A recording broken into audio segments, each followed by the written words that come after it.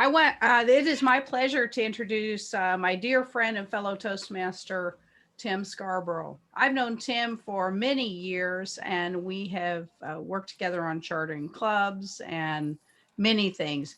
One of the things I know about Tim is he's worked in helping others, and conflict resolution is about what he does and what his passion is, making peace, making winnable solutions. And so it is my honor to introduce Tim Scarbrough. Thank you, Karen. Is my sound good for everyone? Can everyone hear me very well? We all Yes, good? we can. Okay, all right. I always have trouble with Zoom calls sometimes because my connection is sketchy and I live in the country, but today it's a little bit better. Again, good afternoon, fellow Toastmasters. Thank you so much for being here. You know, you've done it. You've got through your major training. So now your club is in good status because you met that goal. So now we get to talk about something else that's a little bit challenging, that is part of life and part of our clubs all the way up to international level, and that is conflict resolution. So I'm going to pretty much what we're going to do is do have a PowerPoint brief, and we're going to go through some things and talk about some things. And Suresh is going to basically keep everything muted for now, and we'll open up for discussion. So basically what we're going to do is we have the presentation, we have a video that you'll watch, and it's going to kind of pave the way for the rest of the presentation. And then we'll watch it again, and then we'll have our discussion time. So that way we can look at all the points we brought up. So at this time, let me go ahead and share.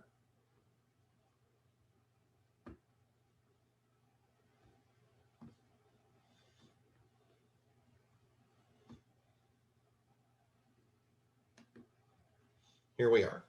This is, of course, Resolving Conflict is from the Leadership Excellence series. You can receive this information from the TI website, or if you did just a Google search, you can find this out in the world. And this information was actually built not by TI, but by another Toastmasters club. And basically, I have taken this information in to build you a nice package. And at the end of this, I'll be able I can email this to you, and I will have my Gmail address in the chat, so that way I can provide you with any other information that may be out there. This is our path today. We have a video situation. We have definitions we're going to look at. We have types of conflict, methods for removing conflict, facilitating collaboration, a brainstorming point in the discussion, and then we'll conclude. So here we go.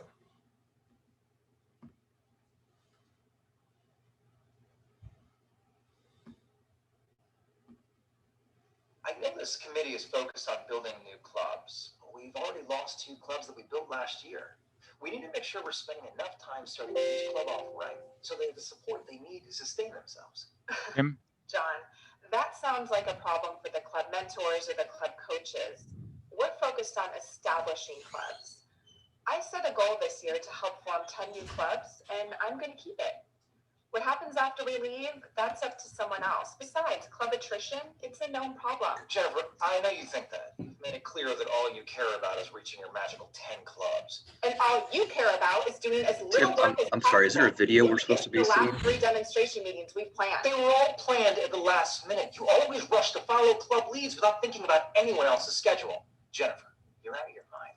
This is a volunteer organization, and I do my best. Tim, can you hear us? All right, let's go. Did it not come through? Well, that is unfortunately a challenge. I'm going to stop the share and go back. Little technical challenge there, but what happens? I'm sorry if that didn't work. We have a challenge at times with Zoom. You just can't share everything. But basically, what it was. If you can share your main screen, then it will share everything. So if you have multiple monitors, that's what happens. All right. Well, let's try it again. I will. We'll get out of that. I think you will see the main screen at the top on the left-hand side. Right. that should give you 2 clubs that that. we built last year. We need to make sure we're spending enough time starting each club off right so they have the support they need to sustain themselves. John, that sounds like a problem for the club mentors or the club coaches. We're focused on establishing clubs. I set a goal this year to help form 10 new clubs, and I'm going to keep it. What happens after we leave, that's up to someone else. Besides, club attrition, it's a known problem. Jennifer, I know you think that. You've made it clear that all you care about is reaching your magical 10 clubs. And all you care about is doing as little work as possible. You've missed the last 3 demonstration meetings we've planned. They were all planned at the last minute. You always rush to follow club leads without thinking about anyone else's schedule. Jennifer, you're out of your mind. This is a volunteer organization, and I do my best. Well, okay, that's all right. We tried. We will just go and continue on. So pretty much what I wanted you guys to see, was an example of how conflict resolution is directly applicable to any kind of Toastmasters club from the club level all the way up to international. The video example was basically you had some area directors, you had some club presidents, and you had some people from the district all arguing about participation and how people were looking at their projects. And it got heated. Some real world things got brought in, like timeliness and professionalism and opinions. But what happened was that it never got resolved. And so I wanted to bring that up as a point of discussion. Now let's go into our content. If it's going to work with me.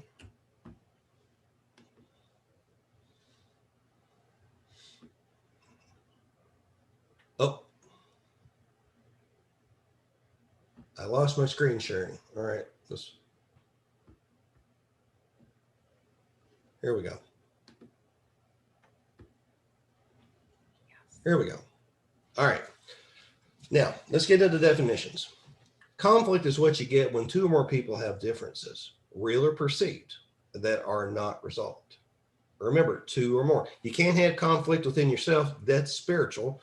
But whenever you have conflict in the club or conflict at work or wherever it might be, real or perceived, that's where it all starts. Again, this is one of these things in Toastmasters where this can directly apply to your life at home, professional, or whatever it might be. Conflict resolution is what we do to identify and address conflict in a mature and respectful way. Again, we are leaders. We are communicators. And conflict resolution should be one of these things that we're trying to reach, because you're going to have so many people with differing ideas. It is going to come up, I guarantee it. And if you haven't already seen it, I hate to tell you, but just wait. Types of conflict. We have contentious personalities.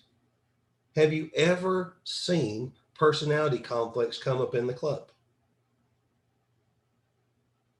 I mean, you see it in the outside world. You might have it in an executive meeting. You might have it in a district meeting or area meeting, but you're going to see those contentious personalities. Now, what happens whenever there's a misunderstanding? Maybe over a point, maybe over an issue such as that. Those things are going to come up, and all it takes is one person getting a little hurt, and then it turns into this explosive issue or this explosive situation that is sucked the whole club in. For instance, we've had places where we were chartering a club, and suddenly after a few months where we're working on this, everyone had paid in, but suddenly people started dropping off. Next thing we knew we were in question whether our charter was going to be retained.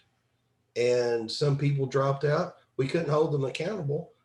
We could have gotten upset about some things, but we decided to let it go, try to salvage what we could, and keep on going. That's just one example. Now, styles of leadership can also cause conflict, and I will go into this here. Here's just an example of some leadership styles, whether you be democratic or bureaucratic. everyone can see from their personal professional life, you can see where these different leadership styles, and also communication styles can cause conflict. There was one thing about leadership style. You guys hear me okay? Okay, I had some other stuff. Yeah, we can hear you. I think okay, all right. Someone. That's okay. So this conflict can happen. It does every day. Our world, our political world, the places in the United States, places in different parts of the world, you can see how the differing leadership and communication styles actually are a source of conflict in itself, just because of how people are. Again, we're all people. We're not robots, and these things will occur. So, what are some of the methods? Is it smart to ignore it? Probably not, because if you ignore it, what's going to happen over time? It's kind of like a wound. It's kind of like a sore, like a scratch on your hand that is, if it's never cleaned, if medicine is never put over, if it's never bandaged, then that's going to turn into an infected place. And it could actually, if you think about it in the most extreme ways, it could cause you to lose your hand. It could cause you to lose your arm, your foot. Now, if you smooth it over, is that a way? Maybe, if you're all in agreement in some ways, but you still really don't address it. You don't really get to it. At one time, my former wife and I, if we saw something come up that we disagreed upon that was going to affect the whole family in a negative way, we let it go, which is in a way a smoothing over. We never did address it. And it caused problems down the line because it was never properly addressed.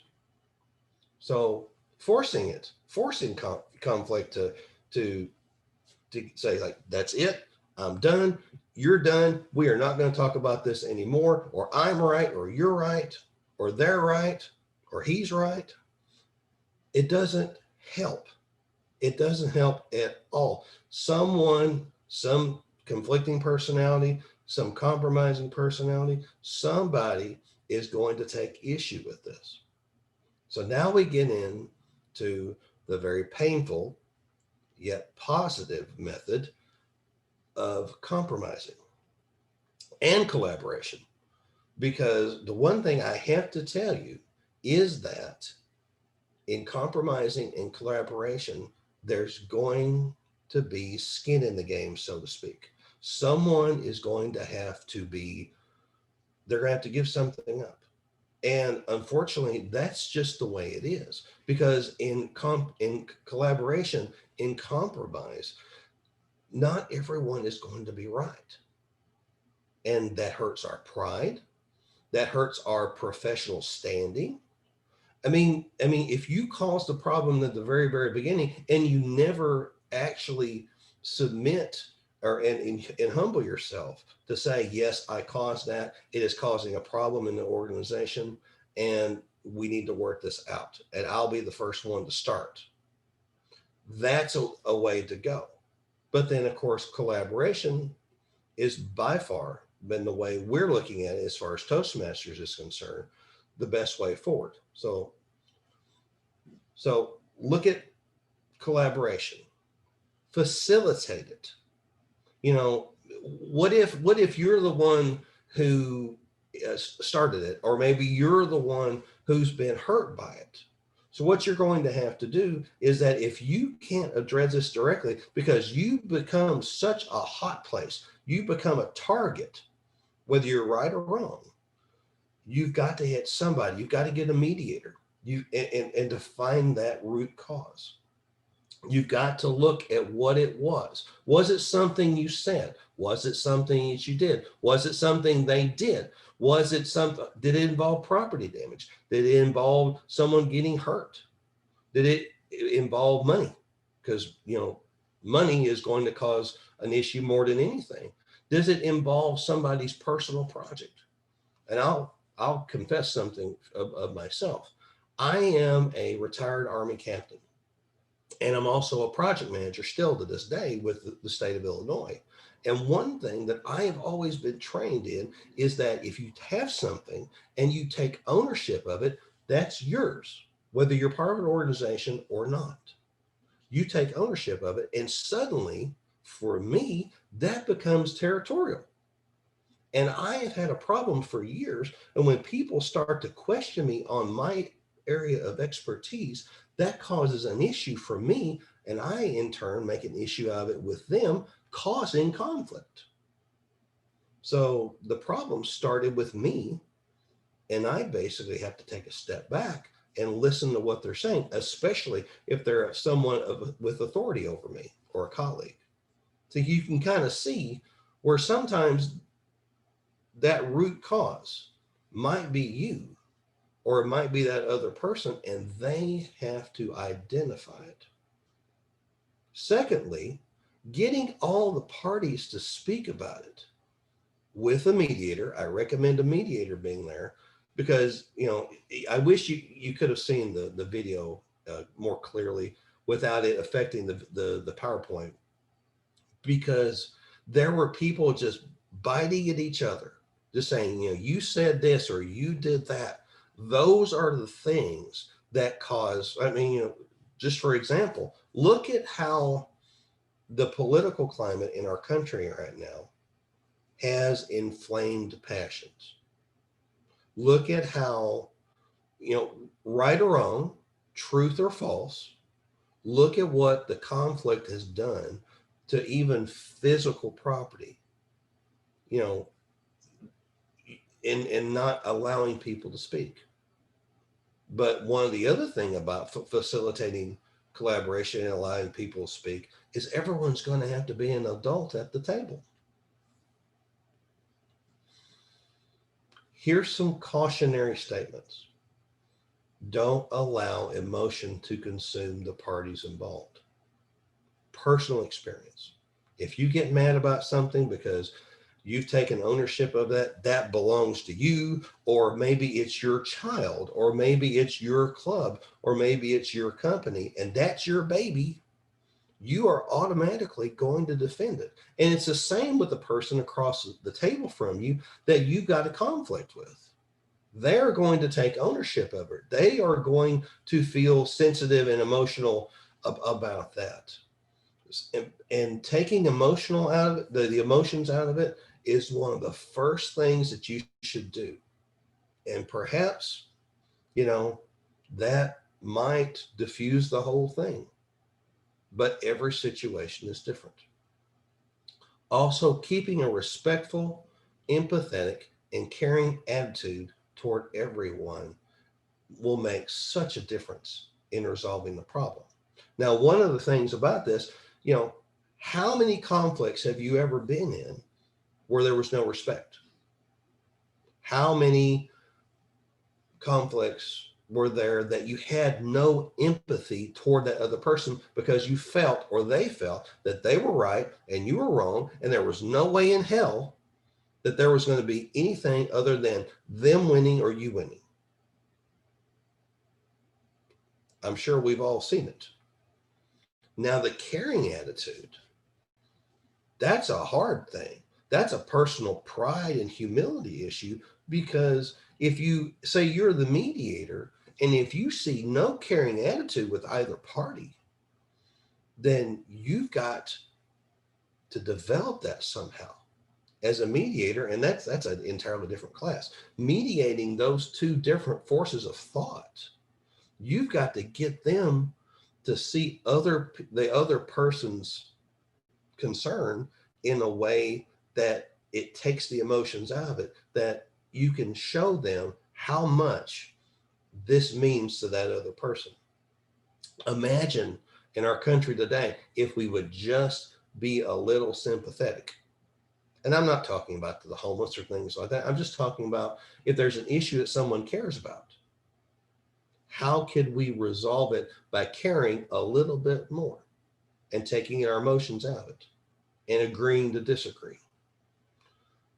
Again, that goes to the next step. Stay away from blame and accusations.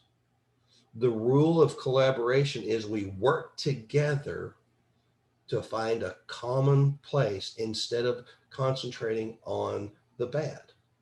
Yes, if you broke the law, you broke the law. If you did something wrong, if you did something insensitive, you still did it.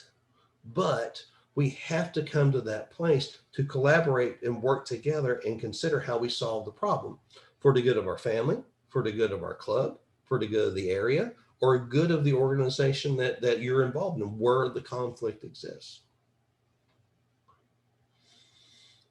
Further, encourage as a mediator for all parties to listen. If you're one of the people, if you're one of the parties, you've got to tell yourself that you've got to listen to the other person. You've got to give them a chance, because honestly, you cannot be the one that is going to be the one that tears everything down just because you think you're right. Again, we look at those areas of disagreement, especially. Now, the way the slides are set up, you identify areas of disagreement and then identify areas of agreement. I would rather find out what we agree on. Let's take the good first. Let's think about what we agree on, because that achieves a commonality that at least can diffuse some of the emotions, right? And this right here, that's the easiest path of resistance to take, because we can get to that point where, say, like say, for instance, in the video, it says, okay, yes, it was done at the last minute, but this is why. Okay, I understand. Can we in the future maybe schedule it ahead of time a little bit and work within that? Sure. I think that's a really good place of consideration. So that's where that's where you could go. Search all the solutions. Look at everything possible. For instance, right now we're working on developing a speechcraft class that's working with a local junior college, and we're working together on a common outcome to give people who could be new Toastmasters a way to use everything that we value in our organization. But at the same time, we're trying to look for those places where there might be conflict, and so we can alleviate the problem before it happens, just getting those contingencies down. Finally, reaching a consensus. That could be finding out what the problems are, finding out what you agree upon, finding those areas of disagreement. Reaching a consensus is not necessarily the solution. It's just basically agreeing that this is what it is. This is where the conflict started. This is what we agree on. Excuse me. This is what we disagree on. And then you take the next step. A brainstorming method is to write down all these ideas. For, say, if you're the mediator between two parties, it might not be a good idea for you as the mediator to be taking all the notes. Maybe have someone with you, another non-party with you, to write all the notes down. Or say you're in a briefing area, you've got a chalkboard, you've got a whiteboard, you got a big notepad or something like that. You write everything down, and then and you do it actively. You've got to do it actively. It's like, as a secretary and you're taking notes during a certain meeting, you've got to get the minutes down as close as you can and be accurate. And this, because the parties are very, very, very sensitive to what they believe is right or wrong or whatever it might be, where those emotions are set up, you've got to get down what they are and read them back to them, so that way they understand that you are being sensitive enough as a mediator to consider their concerns. And then again, evaluate the positive and negative aspects of each area. Now, you could do that starting off, if the parties let you, to say, okay, so as a mediator, this is what I see. And then the discussion starts, which is a good thing. And then as you go through the process, you narrow the list down in a resolution process to find out how the conflict and the problem can be solved. And this is a painful process. Conflict resolution is not fun, guys, but getting through the conflict by far is the most positive thing that you can do for yourselves, for the other hurt party, or your organization, whether it's Toastmasters or church or anywhere else. Now, I can't get the video to work. So right now, Suresh, if you could open up, I'm going to stop the share. If everyone can, Okay. you got your video up there. So, okay. So let's consider this, guys, from your point of view. Where do you see your concept of conflict resolution, considering what we've talked about so far? I've unmuted everyone. Everyone should be able to unmute themselves and speak. Okay. Tim, could you rephrase your question? I'm not sure if I understand. Okay, so for instance, we have given a method of how you identify the problems and then you bring them out. And though we spoke about how it is a painful process sometimes. It's like, where in you, for instance, if I rephrase it, where have you seen this issue worked out in your professional life or maybe in Toastmasters?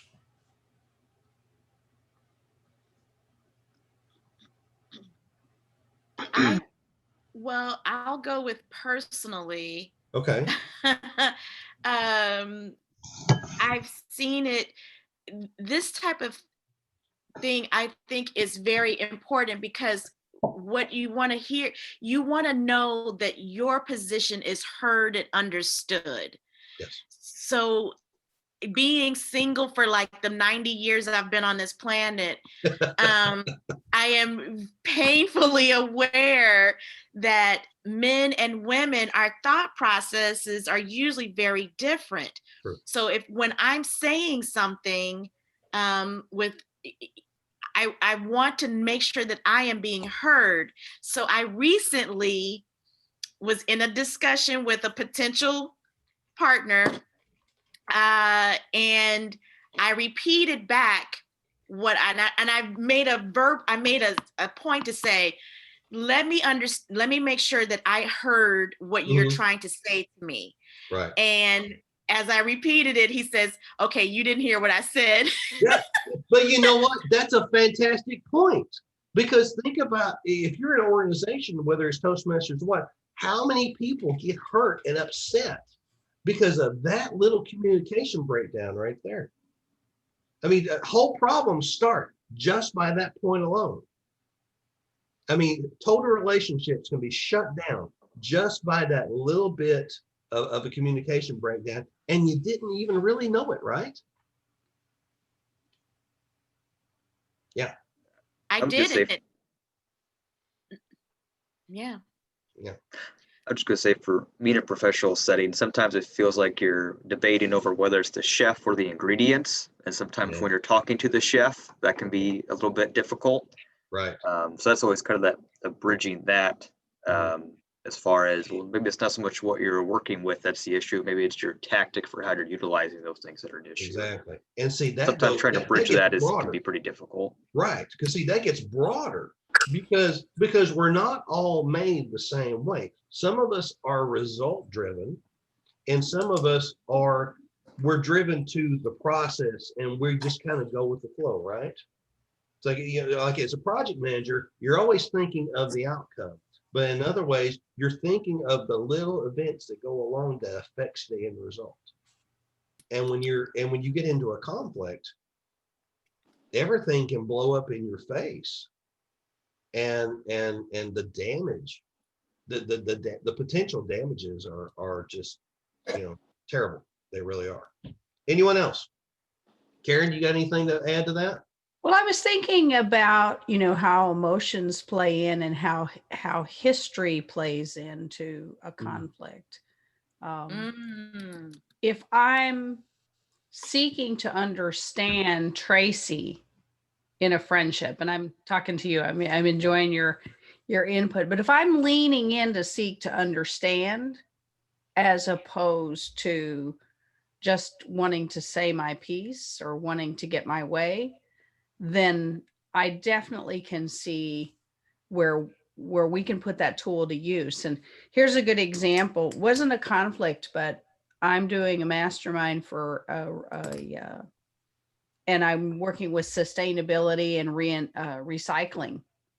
And my other party said to me, hey, we have this project where we go in and we break up concrete and parking lots. And when I heard it, I thought, well, wait a minute, you're just you're just coming onto my property and breaking up my parking lot? I mean, I don't understand. And she was surprised when I said I said it that way. And when she shared with me about these are abandoned parking lots that they would like. Oh, we lost her. Yeah. Karen, hold on. Slow down for a second. You're frozen, we've had this trouble in meetings before where we'll kind of black out there. But she's basically, yeah, she was alluding to how, you know, you're talking about recycling and parking lots and spaces like that. I think you're locked up. I got the impression, though, that she was about to say that once it was clarified to her with the communication that these were obsolete parking lots, I think that might have changed her feeling or brought some understanding between those two parties, that they were on the same page then, it seemed like. Well, and you know, the challenge of that is that when you come to the table in a conflict, if you don't already know that person, what happens is that suddenly you understand their feelings and where they're coming from. Like you just said, you know, it's like, you know, if these could no longer be utilized in what they were originally designed, then you need a change. Yeah. You definitely need a change. You know, it's like, for instance, I've got a railroad track on the edge of my farm that's 5 acres that I'm trying to buy from the railroad company. There hasn't been a railroad track on that site for 100 years. And you think that's easy for me to buy that property for cheap? No, it is not. And it's just absolutely phenomenal. So it's like going, you haven't had anything there in years. But the interesting thing is that if you did a GPS link, like you remember the TomToms, the GPS things, there is still a railroad track by the GPS where all this place is, where my goats are walking around, where I would like to buy for my farm. Because like I've got the current reality, but the railroad has where it's always been, and they don't even live near me. So you can see where that conflict that can come up, because that on the ground reality is huge, and that's where we get upset. That's exactly where we get upset. Anyone else? Well, we've got time, because I mean, this right here, the conflict resolution in our clubs and in other organizations is so important. It really, really is. It's not that everyone needs to give up on what they believe in. It's just that as Toastmasters, we are looking at a common track. We want to build leaders. We want to speak better. We want to inspire people, and we want people to grow from whether they're 18 years old or 99 years old, because we love to do this stuff, right? You know, we wouldn't be going through this training or sitting in this class right now if we didn't believe what we believe in TI and believe that Toastmasters is a great thing. And so, I mean, it, like, from my standpoint, it's great to have ownership, but it's also good to have an open door where people can walk in and actually talk to you and not get upset whenever they want to, for instance, move your cheese, as the popular book says. You know, it's like, you know, don't move my cheese, damn it. You know, this is fine where it is. Don't mess with it. You know, and we all do it. We really, really do. It doesn't matter. And even at home, you know, I'm still a single dad, but all my kids are growing up and they're doing their own thing, so I can actually have the house a certain way, and it's okay by me. So it's a good thing. Anyone else? Anisha, Keith, Evelyn, Leslie, Russell, anybody out there? This is Evelyn. Yeah. I find that the key thing to me, one of the major things that has to be done, as soon as you start seeing a conflict and it's not getting resolved, it has to be addressed. You're exactly right. So if you're not confident in contacting that person one-on-one and just saying, hey, I really want to understand where you're coming from, and I'd like to discuss this, it opens the door if you do it with the right attitude, of course. And then the second thing is that if it's not being resolved and you notice that and you're in a leadership position, find somebody who can do conflict resolution for you. Yes. It's an area director, a division director, pull somebody in, because the sooner you nip it in the bud, the earlier. Because I've had situations where the person that's yippy, little yippy dog, is not the person you're really having a problem with. The instigator is getting the yippy dog to bark at you. Right. And you have to be able to get to that issue. And so by having a conflict resolution meeting with someone that can bring that out to the other party that's yipping at you, that it's like, well, maybe, we need to bring this third party in that's keeping it stirred up. Exactly.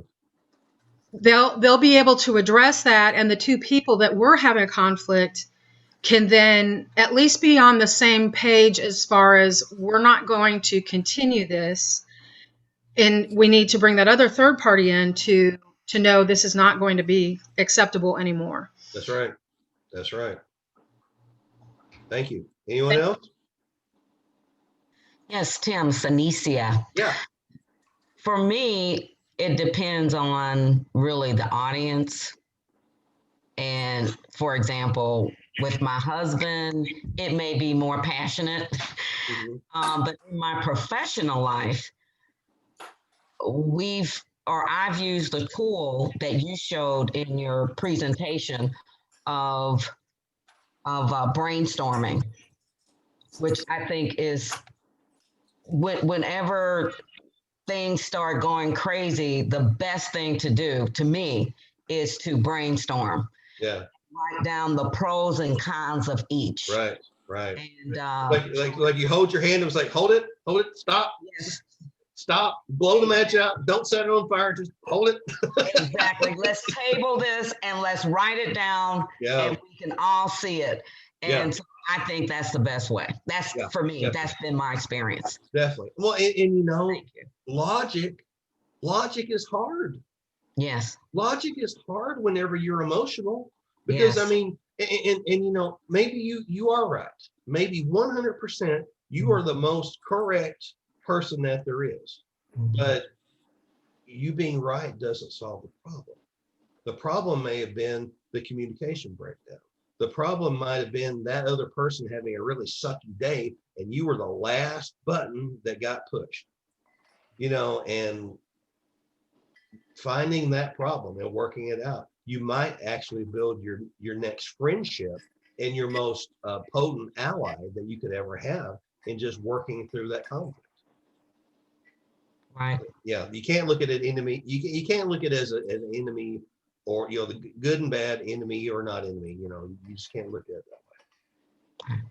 Thank you. Anyone else? Brooks' I'll jump point. in. Oh, sorry. Go ahead. Yeah, yes, Russell. I was just going to add that I really appreciate the fact that you highlighted that to start with the agreements, because when you can find that common ground, a lot of time what was the disagreement becomes a lot less of an issue, right? And sometimes resolves itself. It's like, oh, we're not really that far apart. Yeah, exactly, right? Exactly. So what do you mean you also like the color blue? Well, I mean, we were fighting about red, but we also like blue. So, why can't we just change it to blue? Well, sure. There's no reason to fight over that. And all of a sudden, the conflict is gone, just that quick. And that's if you catch it. That's if you catch it, because if you let a problem fester for too long, it turns into a terrible mess. It really, really does. And in our clubs, and we're trying to, like say, if we have college students coming in, or we have people, right out of high school that want to grow, or working with a junior college. Man, if our clubs are out of whack in any way and they just get a whiff of it, done. You got to go back into rebuilding mode. It's crazy. And your organization is the same way, whatever it might be, especially in church. Especially in church. All right, then we got about 5 minutes, I think. Does anyone else like to, any other discussion points? Leslie, Cindy, Shalom, Michelle, anyone? Learned a couple of things in the Yes, past Tracy. about, instead of saying you always or you never and things like that, don't use the word you. Right. Speaking not necessarily vague, but Right. it puts a person on defensive. And then when Right. you say always and Right. never, Right. it negates, like if the person, they maybe did it once or twice, but it's not Right. always, it's not never, Right. and it puts a person on defensive. You're right. So, using, watching your wording and your phrasing of things sometimes. And I thought Brooke's point was good too, as far as, because a lot of times people bring to the present something that maybe happened to them in the past, Right. and it's coloring what they're talking about right here and right now. And it may not be necessarily relevant, but it's triggering something, an experience that they had that made them feel a certain way. Right. And you're standing there like, I had no idea that you have goats on the railroad track, but nevertheless, yeah. I have a reason, like in the past.